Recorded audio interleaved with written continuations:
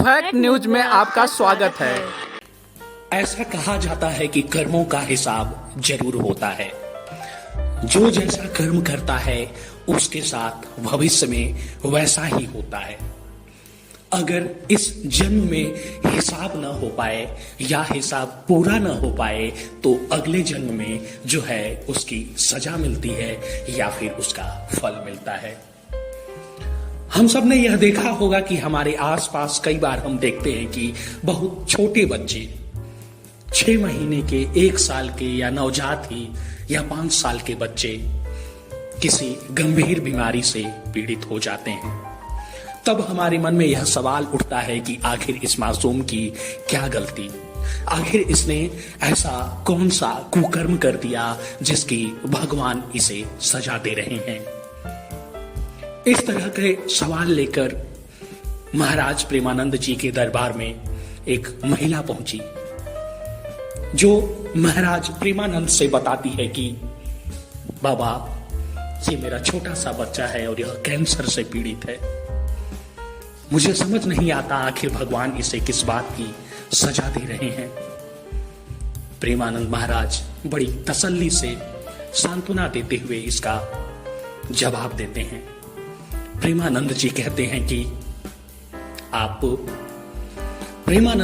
हैं कि आप मां हैं। हो सकता है आपको यह बात नहीं समझ में आए क्योंकि यह आपका बेटा है, आपकी इसमें जान बसती है, मगर सच यह है कि भगवान जो है वो कभी अन्याय नहीं करते। आप इस जो बच्चे को देख रही हैं, ये इसका शरीर नया है मगर जीव तो पुराना है।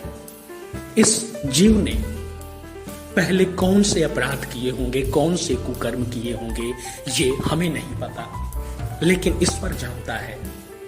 हो सकता है कि इसके कुकर्मों का हिसाब जो है वो पिछले जन्म में पूरा न हो पाया हो, जिसकी इसे सजा मिल रही है। प्रेमानंद जी महाराज बताते हैं कि ईश्वर के दरबार में जो है कभी अन्याय नहीं होता।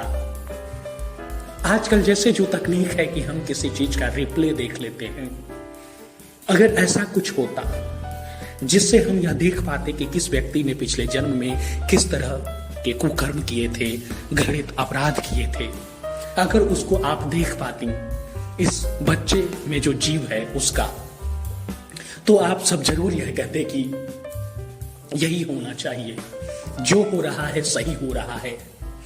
इस जीव ने जो इस छोटे से बच्चे के शरीर में है, जरूर कोई बहुत बड़ा पाप किया होगा पिछले जन्मों में, जिसकी उसे सजा मिल रही है।